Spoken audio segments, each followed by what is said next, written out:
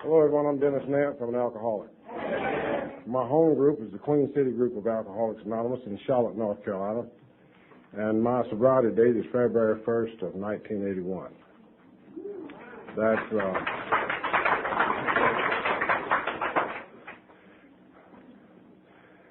impresses a lot of people back in Shelby, North Carolina, too. You know, they're glad to get rid of me. I'll tell you what, I'd like to thank the committee and everyone that's responsible for having me here. As a matter of fact, Lieber and I both. And how about y'all meeting Lieber early? Stand up, Lieber.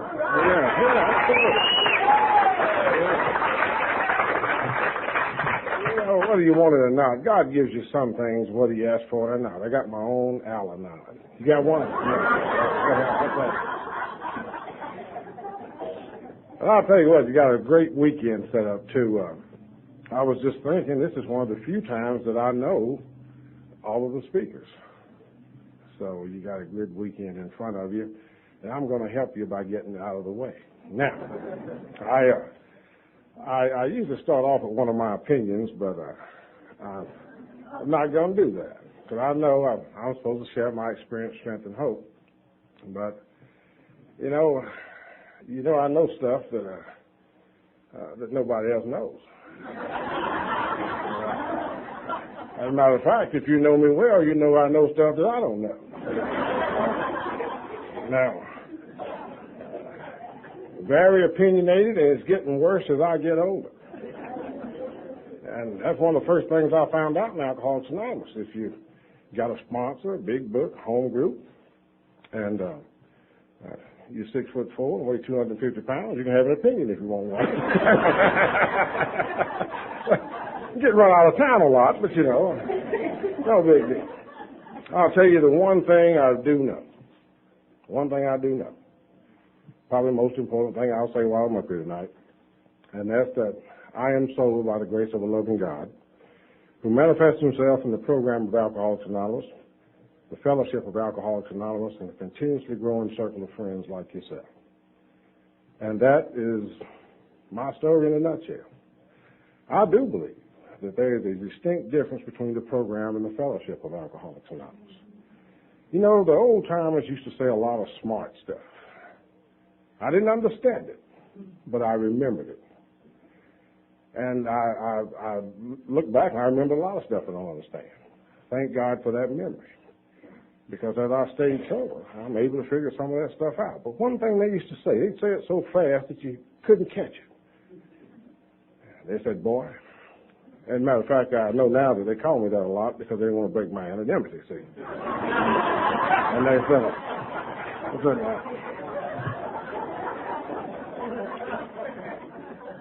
said, boy, now, the fellowship will get you dry, but it's the program that gets you sober. I had no idea what they were talking about.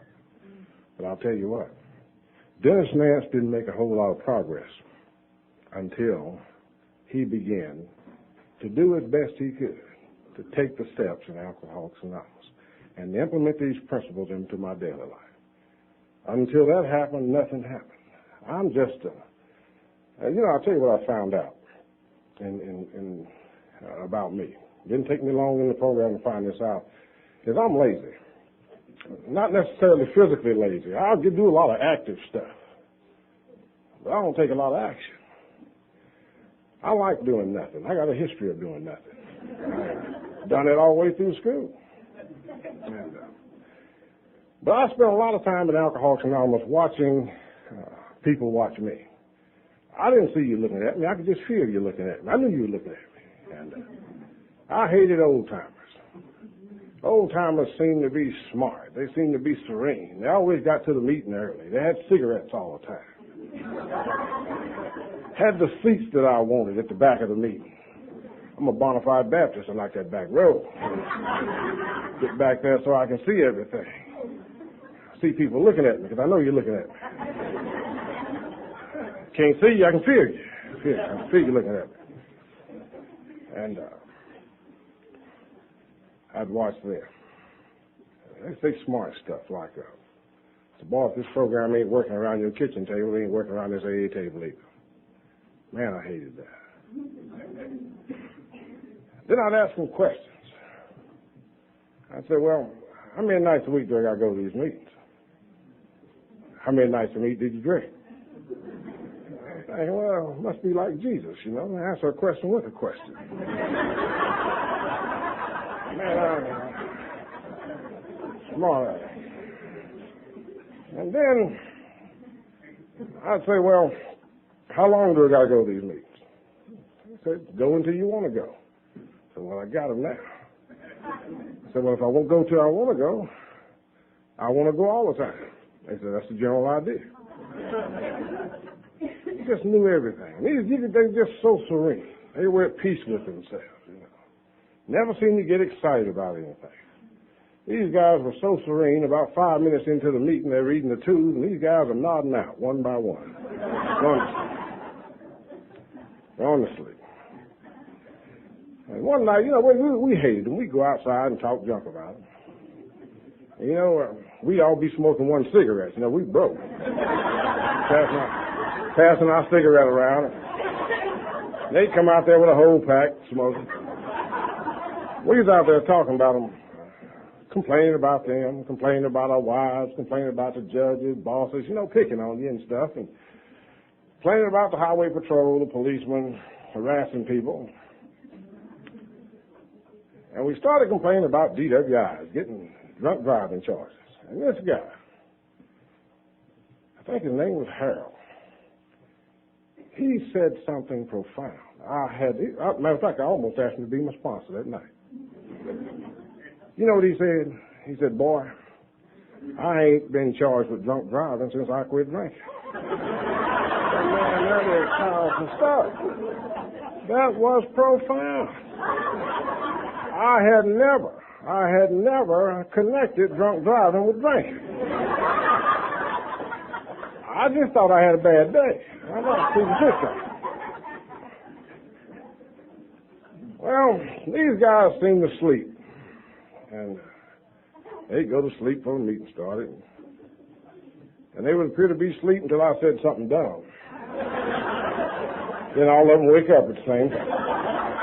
Start asking me questions like, boy, who told you that? Nobody had to tell me anything. I'm smart like that. I know stuff. I'm smart like that. Then they'd ask you, can you find that in the big book?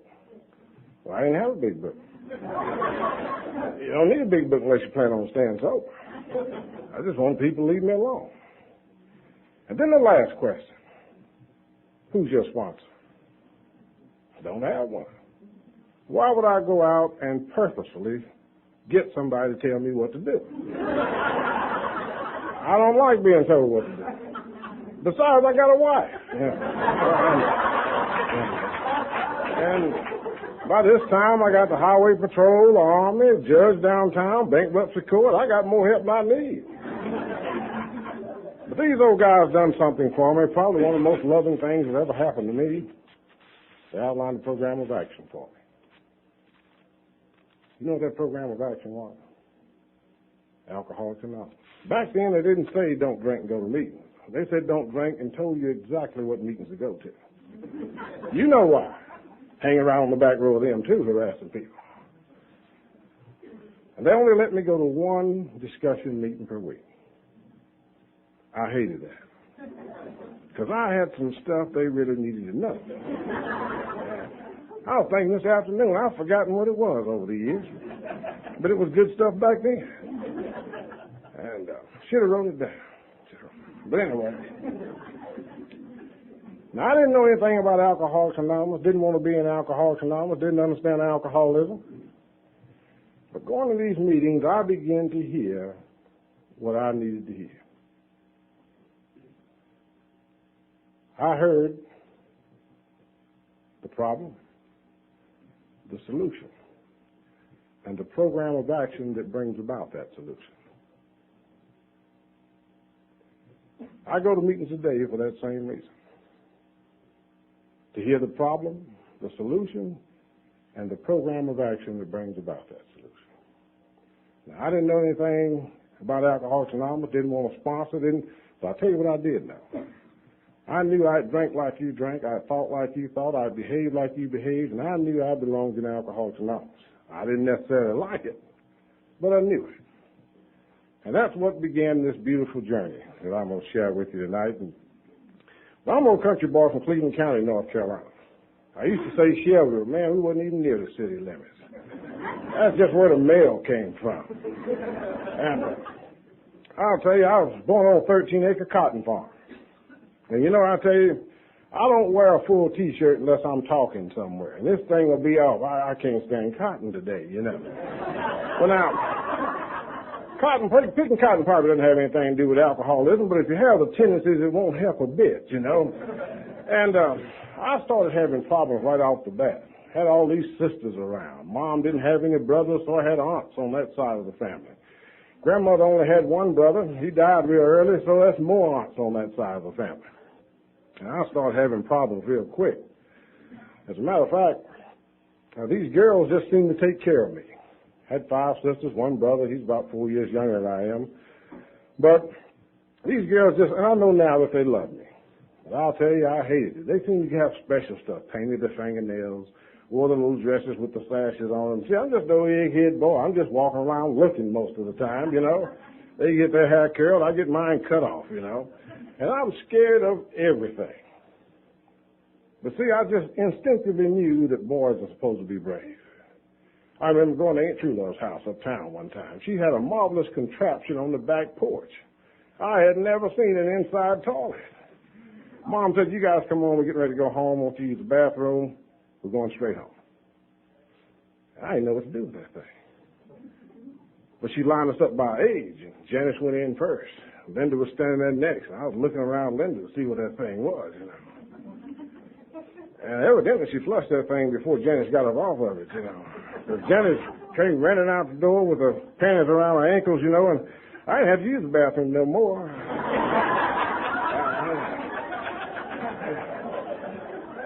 Didn't mind right where I was. They said big boys don't do that. I was always doing that stuff that big boys didn't do. Then I started having problems when I was 5 years old. Started wearing glasses. Man, I'll tell you, the only kid in the family to wear glasses. You know, I knew that meant giving me eye exercise, to look up, look down, look around. You know, I was having problems finding those things. I started wearing glasses when I was 5 years old. I'm still kind of baffled by that. I couldn't read. I'm still trying to figure out what they wanted me to see so bad back then. But anyway, but they were these welfare glasses, you know, with the hooks and the loose hinges. They sit on your eyes sideways. You know, you still couldn't see out of them. You know, so I'm looking under one, over the other one, you know. And I found out later on I've got one of these eyes that, you know, I look up, it look back down. I got weak muscle in that eye. I'll tell you, not only weak, they're uncoordinated, you know. I'll laugh sometime, one eye closed, the other fly open, you know. And I didn't know it did that until I was in the first grade, you know. I was in the first grade, and a guy named Albert Chambers leaned over the table, big old smile on his face, said, do that again.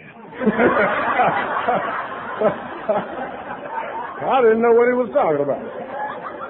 You know, and you know, I had to quit drinking in bars because that eye is the first thing that gets drunk on me when I start drinking. And there's usually some 4'8" guy at the other end of the bar, you know.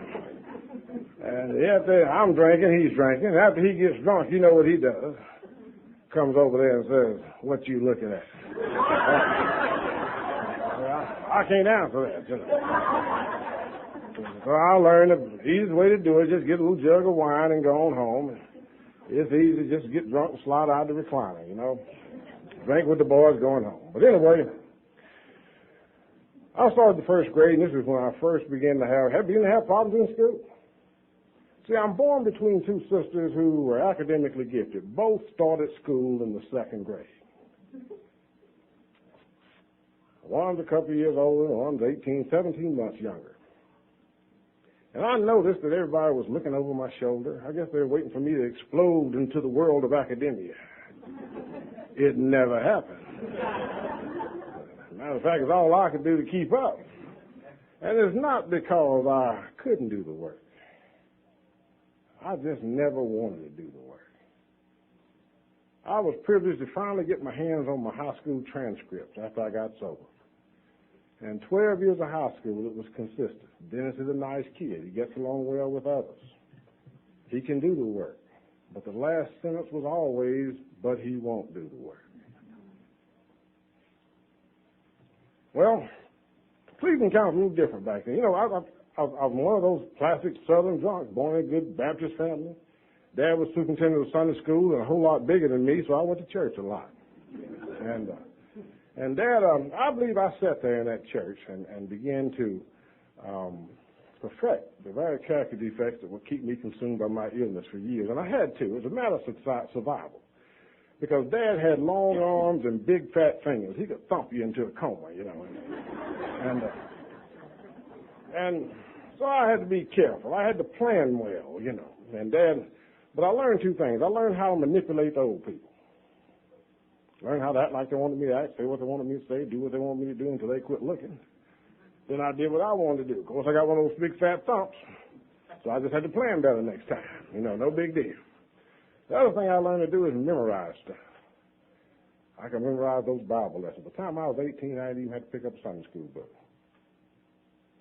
Just show up at Sunday school, remember the lesson, and with that unique ability, that new acquired ability to lie a little bit, man, those old folk would say, Eldridge, you've got a fine son. And I'd be sitting there thinking, ain't he though? Tell him again, you know.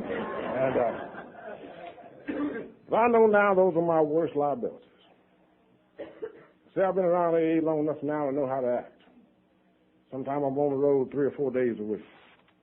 Hadn't talked to my sponsor in 2 or 3 days. Hadn't been to a familiar meeting in 2 or 3 days. Walk into the meeting, grab a cup of coffee.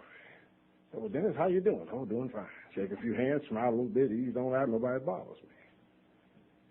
And, you know, it doesn't take long to memorize parts of the big book, parts of the 12 and 12. Sound good in discussion meetings. But, you know, you heard it read tonight. It didn't say, rarely have we seen a person fail who has thoroughly memorized our book. It followed the path. See, my problem is I've never wanted to take the action. I just want to look good. Just want to look good. Well, you know, things are changing in Cleveland County. And Cleveland County was, you know, beautiful. Back then, blacks and whites did everything together. We were integrated before integration was a deal, you know. We missed the whole civil rights movement. And didn't even know, we were picking cotton when the news came on, so we didn't see it. You know, man, we could have been having riots and protests and laying out of school. And we are loving on each other, picking cotton in the same field, playing in the same yard, a lot of times with the same toys, riding the same bicycle, going to the store together. So when the school's integrated, it's just no big deal with us, but I began to feel a little uncomfortable. I began, at the end of that school year, we had a farewell party at the old segregated high school. And I began to feel different from other black people. First thing I learned at that party is that I couldn't dance like everybody else could dance. Well, I never needed to, you know. Another thing I learned is I didn't have a cool walk like the rest of the black guys had. You know, when you get about 13 and you're black, you just get a little dip in your hip, you know. I didn't have that. I've been pulling that cotton sack for 13 years, and it pulled the dip out of my hip, you know. And then I didn't understand that music they were listening to. They were listening to Martha Reed, Vandal, Temptations, Chuck Jackson. And I had been listening to some country music out of Gaffney, South Carolina, while I laid in the bathtub on Saturday night. So I come out of that party, and I know that I'm a soul brother and I don't have soul. And I'm black and I'm not cool. But now that summer, we found something that would do the trick. My best friend and I were playing around in his grandfather's backyard, laid up in the corn crib to cool off. Found some of Grandpa's liquid corn. And as old Edward Hawkins would say, oh, happy day. Yeah. Had my first spiritual awakening that afternoon. We laid up in the corn crib, drank Grandpa's liquor. And about 5 minutes later, things began to happen. I got that tingling sensation around my navel. Went on down to my knees. Man, I like this. I can't tell a decent joke today, but I could then. That's the only day in my life I've ever told it jokes I thought was funny. Man, I'll tell you, I could feel that old bootleg haircut Dad used to give me straighten out. Those eyeglasses, didn't need them no more. I had 20/20 vision. Seeing to everything. Went down the road a bit, hid up on the plum bush and talked about what we do to those girls if they came over the hill. And they didn't come over the hill, we didn't get to do it. As a matter of fact, I'm glad they didn't come over here because we didn't know how to do it. And before that afternoon was over, I knew I was going to have some more of that stuff. Didn't know how I was going to get it, where I was going to get it, but I had to have some. Well, you know, if you're smart like me, you can find it. I made my own. Got some wild cherries out of the yard. We moved off the farm then. Had an old wild cherry tree in the backyard. I pulled them off, boiled that stuff up, put it in 2 mason jars, threatened those girls. And I knew that stuff was supposed to ferment. But it had to be dark. Because alcohol won't get in it while you lick it, you know. And I dug a hole in the backyard, buried that stuff. Sat on the back porch for about 5 minutes and said, well, it's ready now. And drank that first one and was totally disappointed. But now the second one took me about 2 days, but I eventually got so desperate I poured rubbing alcohol in it. I couldn't figure out how to get the alcohol in it. And now none of that produced a high. Rubbing alcohol produced the worst case of gas I ever had in my life. But, well, at least I got something out of the deal, you know. I had absolutely no idea I had any talent for basketball or being quoted for basketball, and I did play a while. I drunk myself out of the athletic program in high school in 2 years, off a school bus route in a year and 19 days. Drank myself from college preparatory track to a vocational track to a general track, and barely got out of high school, drinking wine, shoplifting, and laying out of school visiting other campuses. I'm just a natural wino. I'm one of those guys that just cannot drink. I was never successful at it. My alcoholism was so vivid back then. So vivid. That I was confronted with my alcoholism 4 times in my last 2 weeks of high school. The first of those times was an English teacher. That's back when teachers knew your family. They knew your sisters, knew your mom. Lois saw said, Dennis, I think you have a drinking problem. I was thinking, you're a teacher. You're an adult. What can you possibly know? You know. I discounted that. But you know, the next 3 people said anything about my drinking were 17-year-old classmates, just like me. Sylvia Spears, a preacher's daughter, probably knew something about alcoholism. Said, Dennis, I think you're alcoholic. Now, I didn't mind being a wino or a bum, but I didn't mind being a drunk. I just didn't want to be alcoholic. See, that's a white man's disease. You know. I want to be a drunk, wino, something like that. You know. Well, she did my history homework. I graduated. But then there was Linda Lowe. Linda Lowe penned in my annual, Dennis, you're a nice guy. Stay out the booze and everything will be okay. And then Janice Morgan, someone who had been raised with me from diapers. Janice is so honest and so blunt, so forthright that Janice is still not married today. You know, Janice wrote in my annual, Dennis, someday reality will hit you in the face and you won't know what to do. That's pretty heavy stuff for 17-year-old kids. See, it took me 10 more years of drinking to see the Dennis Nance that they saw.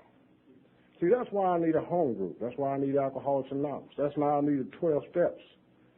A program that's designed to address my way of thinking. That's why I need a sponsor. That's why I need to come to meetings on a regular basis. That's why I need to be surrounded by people that love me enough to tell me the truth. Because I can't see Dennis Nance as he really is. If I've learned nothing else in Alcoholics Anonymous, I'm convinced of that. Well, I was mad at everybody. I joined the Army. Wanted to hurt my parents' feelings. Joined the Army, especially my dad. Dad had that kind of faith that old-timers in the program had. He doesn't get excited about other people sabotaging that which was good for him. I came home and said, Dad, I just joined the Army. He said, that's good. Go tell your mom. You ain't doing nothing else. Man, it can't even hurt the guy's feelings, you know. Went back and told Mom. Mom started crying, hollering, rolling all over that bed. Finally got her back, teaching to mess with me. That's right. 4 weeks later, I was down at Fort Jackson crying, hollering, rolling all over my bed. I didn't bad shape, right? I didn't bad shape here. Yeah. So, stayed in the Army 8 years and enjoyed a lot of it.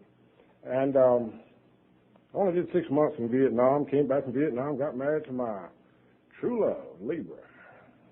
And we had a son born while I was in Vietnam. One thing I wouldn't do, I was so selfish now, and I couldn't admit this until I got in Alcoholics Anonymous. The reason I didn't get married before I went to Vietnam is because I thought I'd die and they'd get rich. Absolutely no concern about anybody but me.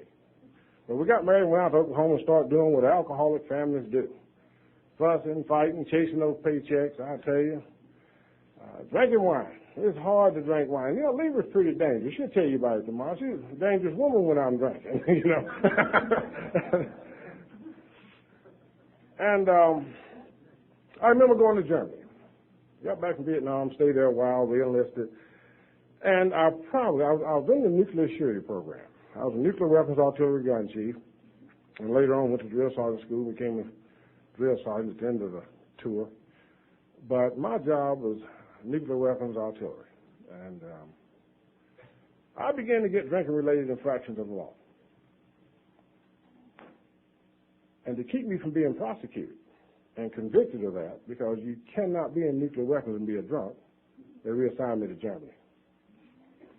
While I was in Germany, I got a drinking-related infractions of law every year I was over there. Finally sold my car and walked for my last 6 months. Because obviously the car was the problem.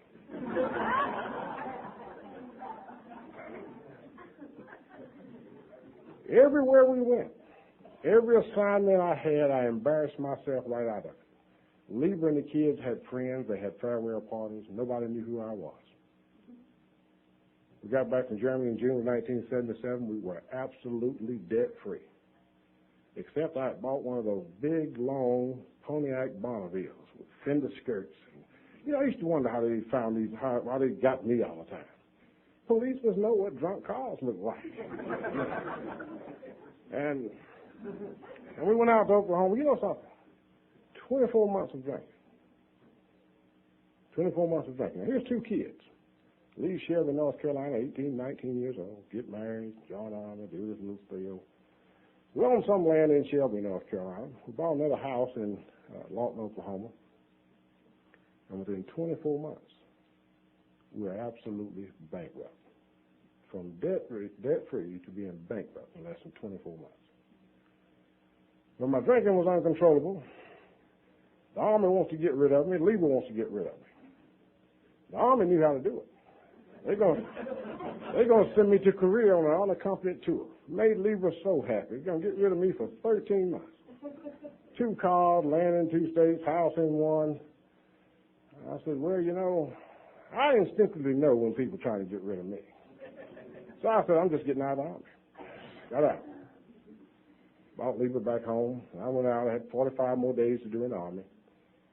And in doing that 45 days, I began to get an idea of who and what the problem was. Didn't know what to do about it. But I knew I was just as miserable with the wife and kids gone as I was with the wife and kids there. My drinking was just as bad with the wife and kids gone as it was with the wife and kids there. The only visitors I got were people who came to see me one final time.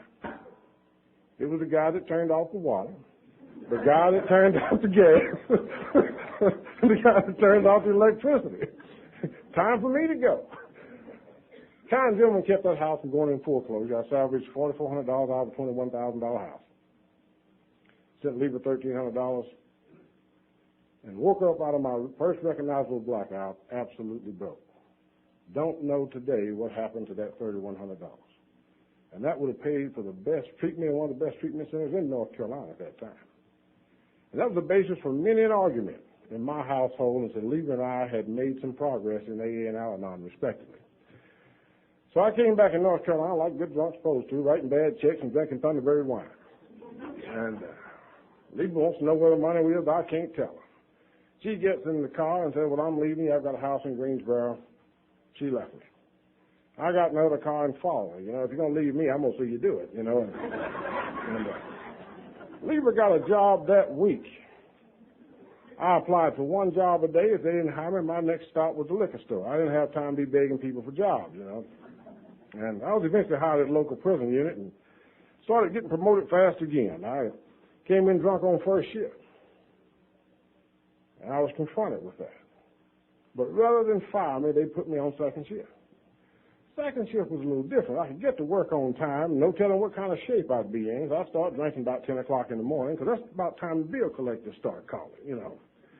And I could really give them answers, any kind of answers. Once I got a little Thunderbird in me, man, we were friends, me and the bill collector, you know, on first name basis. And especially old guy from Kentucky Finance. Mr. Nance, why don't you just come and get some more money then? No, don't want any money. But anyway, I eventually ended up on third shift. And third shift was where I wanted to be. That way you work all night, drink all day. Maximize the use of my time, you know. And but I started having problems. I started seeing things, these little fuzzy things in the dormitory at night. I didn't associate them with my drinking at the time, but I realized nobody could see these things but me, you know. And because the inmates, and this was a psychiatric unit, a pre-sentence diagnostic unit, a processing unit. Some of these guys are so crazy they didn't even know what they were in prison for. And they started writing petitions and signing grievances trying to have me fired, you know. And then I see little bubbles float through there, and sometimes I'd watch them, but I never said anything, you know, because I knew if they didn't see those fuzzy things, they didn't see the bubbles either, you know. So I just never said anything. And November of 1980, I was invited home for a Thanksgiving dinner. It was really one of those what we're going to do with Dennis dinners, you know. They were getting kind of concerned about my drinking. They thought something had happened to me in Vietnam that made me drink like that. And they asked me about going to church. They asked me about meeting the new minister. And I promptly started an argument, cursed him out, and woke up out of what I know now is my second recognizable blackout. Headed back home. Left leaving the kids down there. Because if you're going to win those arguments, you got to just leave everybody. That night I had the moment of clarity. I think I've had that brief moment of clarity. I began to reflect on a letter we had gotten in Germany in 1976. Libra's uncle, a guy they called Big Dan W., had gotten sober in this strange thing called Alcoholics Anonymous. Now, Dan was the town drunk through our whole childhood. He'd walk the streets, walking down the road some Saturday afternoon, could barely make it. Sometimes he'd rest on our porch before we went on down the road. Pick fights with Dad. And this thing was everybody just thought so well of it that they wrote us in Germany to tell us. And I'm thinking, and see, now he's sober, courting heavy. I don't know whether he was married at that time or not. Has a driver's license, has a car, and is working in the mental health field in the UNC Chapel Hill area, around the colleges. And I'm thinking, maybe I'll ask Dan about this thing when I get home. But I get home, and you know what I know? I know how to quit drinking. Never had done it before, but I can quit myself. I think God had begun to work in my life a long time before I recognized it. Dan called, and Dan dropped by. Dan came by. Trying to be nice, I said, Dan, come on in and make yourself at home. Don't tell drunks that. They'll do it. Dan took off his shoes, laid on the couch, and went to sleep. I hated people that could do that. So I went out to check my car. It didn't look like it was damaged or anything, but on the way back in, I looked in Dan's car, and Dan had a big book, big blue book, faded out book. You could barely make out Alcoholics Anonymous on it. I tried to steal Dan's book. Another thing I know about Dennis Nance is I have trouble asking for the help I need. I have trouble saying I need help. I have trouble saying, please help me. I went in. So Dan, tell me about this thing called alcoholism. Man, that's what Dan had been waiting for. Dan got up off that sofa and talked for what seemed like 2 hours. I know now it's probably no more than 10 minutes. Finally, Dan said, Dennis, if I dial a number, will you talk? I said, Big Dan, if you shut up, I'll talk.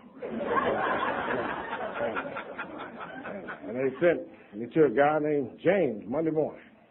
Went down to James. James was a strange-looking guy. James was a black guy, neatly shaven. Had a haircut, shirt tail in, gray pants, tan shoes, necktie, shirt starched in his collar. People I hung around didn't look like that. Dan and James shared openly about his alcoholism. People I hung around didn't tell it on themselves like that. We talked about other people. He talked about being locked up. He talked about getting DWIs, abusing his wife, neglecting his kids, not paying his bills. He talked about the stuff I had been doing. Man, I didn't trust this guy. I'm not telling him anything. Gave me a little test with 20 questions on it. I passed the test. I didn't even study for it.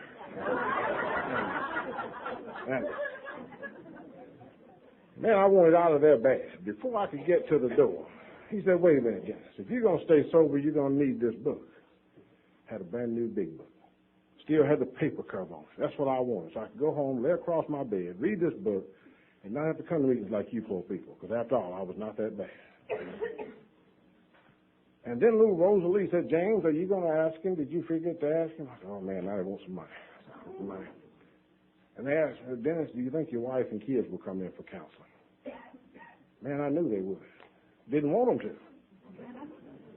Just can't trust people like that. See, I knew Levy was just waiting to get in front of somebody to tell them about me.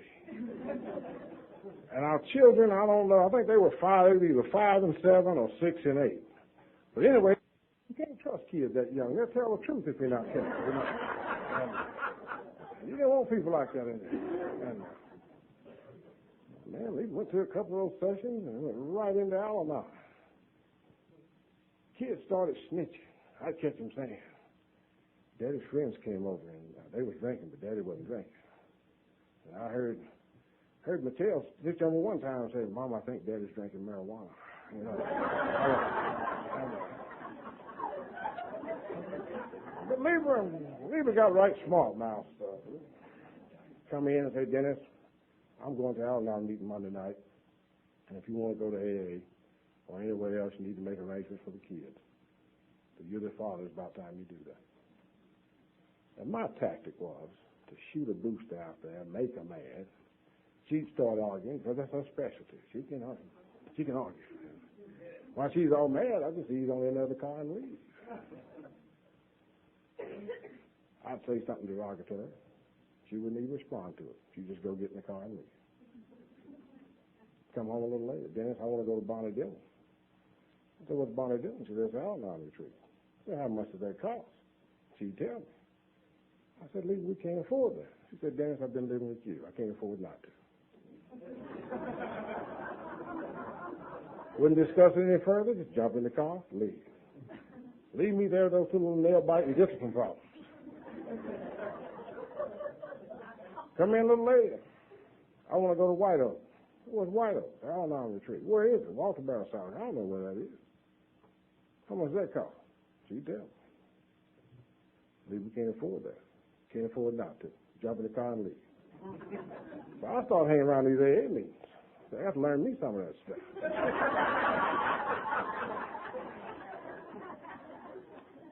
Man, I like those meetings close to the coffee pot in the door. And right between A and me and the Lord's Prayer, magic happened. 6'4" black man disappeared. Boom, gone. I want you hugging on me, shaking my hand, telling me to keep coming back. I didn't want to be there in the first place. But after about 2 weeks, I got feeling right sorry for y'all. Now, powerless over alcohol in your life was unmanageable. I said, these people can't drink wine. That's what's wrong with them. And then, step 2. I couldn't take step 2. Because it implied that my behavior is not me. It might be insane. Obviously not. I thought everybody parked their car about a half block up the street so the repo man can't find it. But I'm not insane. I thought everybody slept in the backyard periodically because they can't get the key in the door. But I'm not insane. Looking back, not one time I ever wake up on Saturday morning and see my neighbor sleeping in his backyard. Hey, George, how'd you sleep last night? But I ain't insane. I am not insane. Step 3 had God in it, and by now, as my alcoholism progressed, my concept of God deteriorated. And this loving God that was so much a part of my childhood and my survival, so much a part of me, had deteriorated to the point I thought he was out to get me.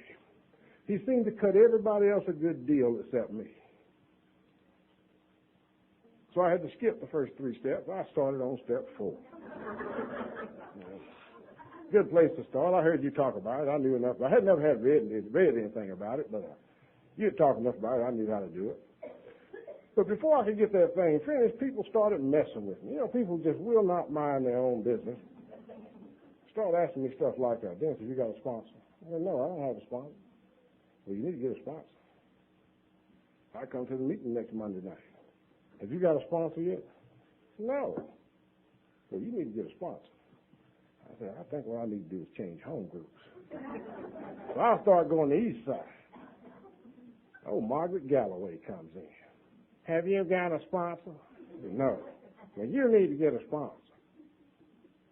Okay. I go home. Dennis, have you got a sponsor? I'm so paranoid now, I'm thinking about drinking, but I'm scared to go to the liquor store. Scared the clerk might ask me if I got a sponsor. I'm saying, well, if it's that big a deal, maybe I need to start looking for a sponsor. So I started looking. And I had trouble finding a sponsor. I couldn't find anybody black enough. Couldn't find anybody cool enough. I couldn't find anybody who'd been married 7 or 8 years. Couldn't find all American families. Couldn't find anybody with 2.5 kids. Couldn't find anybody with O positive blood, the right curve in their fingerprints. Something wrong with everybody, So I'd do the only obvious thing that a smart guy like me can do. I sponsor myself for 81 days. Done a heck of a job, Easiest time I've ever had in Alcoholics Anonymous. I just went to meetings when it was necessary and didn't read the big book at all. And I could discuss anything I wanted to in any discussion meeting I chose to. And I had a good time sponsoring myself. But life is good when you sponsor yourself. Nobody calls. Quiet around the house. You can pawn that answering machine. Nobody calls. And sponsored myself for 81 days like that. I was sitting in the east side meeting with Alcoholics Anonymous. And some more of that knowledge just dropped out of there from nowhere. I just knew stuff again. I began to think, I felt so sorry for myself. I used to think I was depressed. I wasn't depressed. I just felt sorry for me. I was immobilized by self-pity. Until I thought, since you can't drink, because obviously I was the only black guy on the south side of town that was not having fun. Maybe it's something else you can use to get you over the hump. I said, yeah, you're probably right. But, I knew better than to make a decision like that. You just don't go out and make a decision to use alternate substances. I had to talk to my sponsor about that. And that's what I like about sponsoring is that you have direct contact. He's always accessible. And so within 14 days, me and my sponsor up in Rutherford County, 140 miles from home, drunk and naked, Yeah. The benefits of good sponsorship, On February 1st of 1981, I've done the only thing that I believe I've done absolutely right since I've been in Alcoholics Anonymous. I came back. Those old guys on the back row still waiting on me. You know what they said? Boy, we've been waiting on you. Man, I'd give anything not to hear that. And that night, they had a little meeting after the meeting. And I was glad to see that. They invited me to the meeting. They finally accepted me in Alcoholics Anonymous. They invited me to the meeting after the meeting. But after I got there, I found out I was the subject of the meeting. And since that night, I've known some things. I left that night with the basis for my recovery. Since that night, I've been convinced that Dennis Nash can't keep Dennis Nash sober. I'm going to need Alcoholics Anonymous to do it. Since that night, I've known Dennis Nash can't replace his alcohol, and he's going to move on to chemical. Since that night, I've known that Dennis Nance has to effect and maintain a relationship with God as he understands him or he misunderstands him. But that's a must. Since that night, I've known that Dennis Nance is going to have to obtain and use sponsorship from someone who's reasonably successful to staying sober 24 hours at a time. Dennis Nance is going to have to follow directions from that person. I woke up this morning with those same basic beliefs. Haven't had a drink since. Hadn't had to enhance my sobriety by the reason when we had to move off in chemical. These guys assigned me a sponsor. Gave me old Ivy. Ivy was unemployed, unemployable. Last drunk was on wintergreen alcohol. Lived with his mama.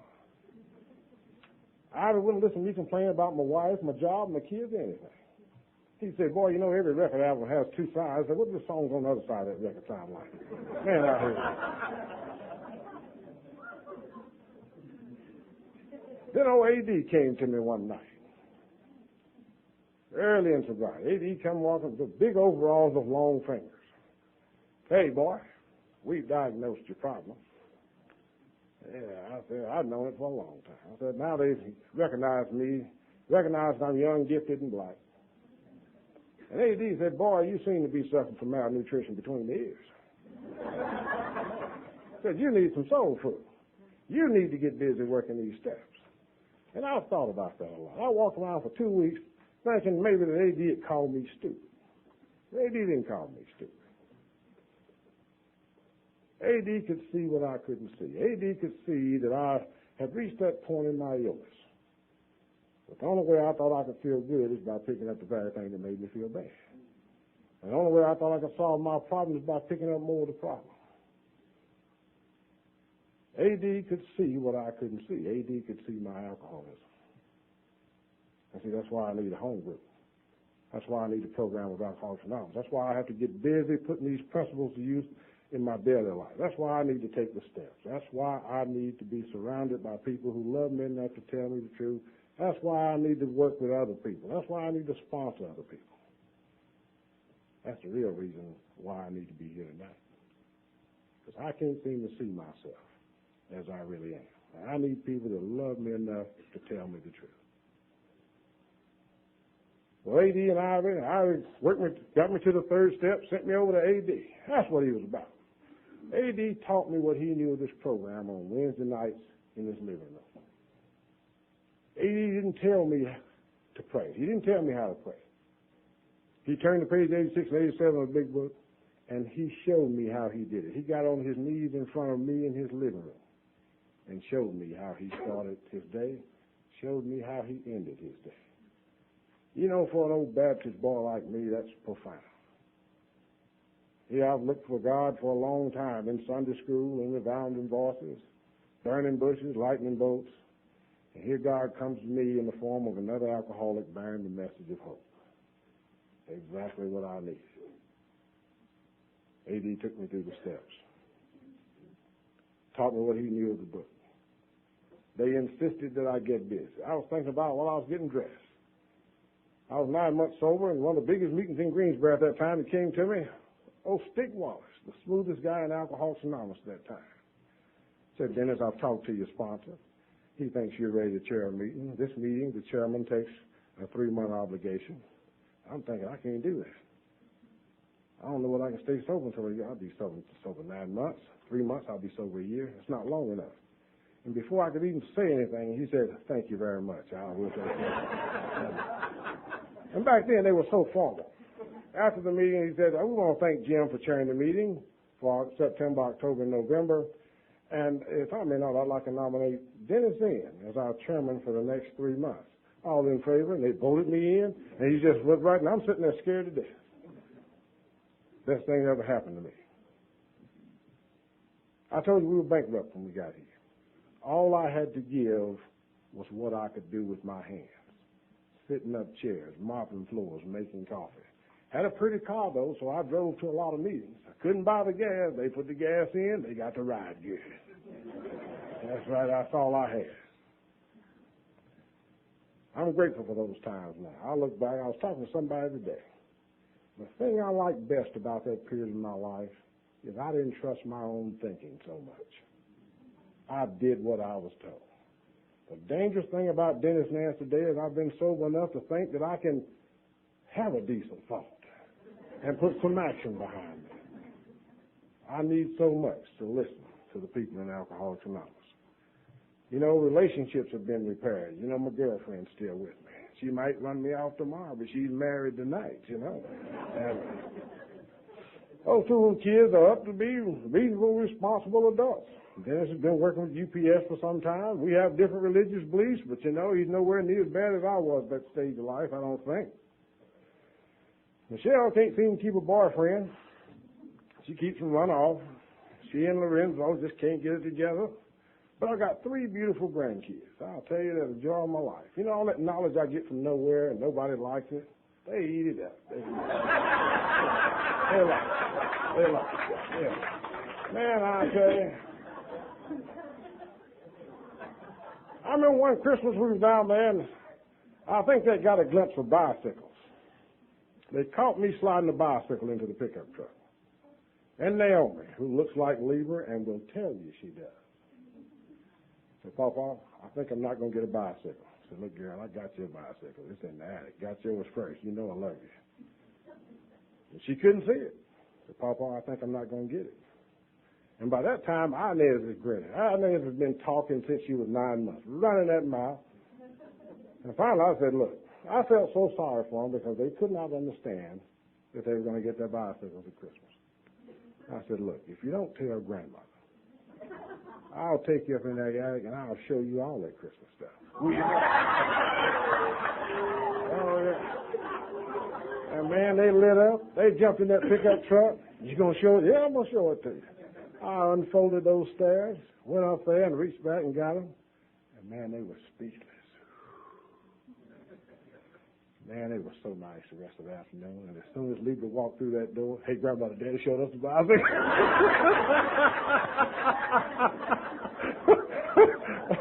Man, I love it. I love it. That's just good stuff. They're in the trouble all the time. I see so much of me in them. They just seem to do naturally what I have to come to Alcoholics Anonymous to learn. I come in one night and I was going to Queen City. Naomi was so happy to see me. She called me by my nickname, called me both of my friends. She just jumped up and said, hey, Big D, you've been in one of those meetings, ain't you? I told you you've been in one of those meetings. And by that time, Dennis Jr. pulled us out and said, I told you not to talk to your grandfather like that. Don't call him Big D, that's your grandfather. So she meanders upstairs while I'm getting undressed, knocks on the door, eases in. Hey, Papa, I know your real name. They just won't let me say it.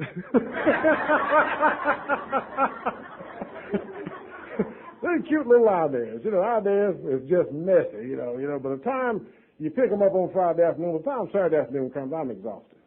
So while they're bothering grandmother, I ease upstairs, take a little nap, or Inez comes in, she's left-handed. Papa, you going to sleep? I said, yeah, I need to take a little nap. Don't go to sleep, Papa. So she starts talking. I go to sleep. She wakes me up. I said, no, Papa, I don't go to sleep. And she starts back talking. I go back to sleep. And I wake up about the 3rd time. She's laying on my chest just looking at me. So what are you up to now, girl? I said, Papa, I like you. I said, yeah, you know, you just paid that college tuition too, don't you? Then that little grandson is 15 months. I don't know what this guy just sticks to me. You know, I think what happens, I've been thinking about, I talked to my mother about this. I think that maybe Alcoholics Anonymous has mellowed me. Maybe it's taught me how to love. Maybe I'm just more receptive to people. Kids used to run from me. And this guy could care less what's going on. He will stay with me. Girls are going shopping, and he's just sitting there looking. They leave, his mom with him. Well, he'll stay with me. He'll stay with me in church as long as he can sit on my lap. Biggest fit, I was doing some yard work, and he got mad because he couldn't ride in the wheelbarrow and pitched a big fit, and the guy just licks stuff, you know. He licks the storm door. He licks the patio door. I refinished my stairs and, you know, put some of that high gloss Varithane on them. He came down and found him a little paint spot and started scratching on it and looking at it. Couldn't get it off. He just got it with his liquid, you know. And for it must be shiny stuff. I noticed last weekend he licked the seat belt, you know. this is the thing. These are things that and another thing too. Got friends all over the world. In Alcoholics Anonymous, I've met the most beautiful people. And you know what I think it is? I think it's the godliness in it. Because I know you can't stay sober unless you work in these steps like I am. And I believe that a lot of the godliness I was looking for, I've met in other people just like you. And I think sometimes about how I used to feel so sorry for myself because I couldn't drink, had to go to these meetings. And I'd sit right in the AA meeting. I couldn't focus on anything positive. I was feeling so sorry for me that I was sitting right in the middle of the solution, complaining about the problem. Why have I got to go to meetings? Why have I got to get a sponsor? Why have I got to read this book? Why can't I do this? Why can't I do that? Why have I got to make coffee? Why have I got to mop floors? Why have I got to take the steps? Why have I got to follow the instructions of the sponsor? I know people with other terminal illnesses, cancer, leukemia, AIDS, liver disorders, brain tumors. If all they had to do were the things that Alcoholics Anonymous suggests I do, you couldn't find a place big enough. You couldn't get all of them on there to store out. And here I've wasted so much time sitting right in the middle of the solution, complaining about the problem. That's the real reason why I need to be with you this afternoon. Have a nice weekend. God bless.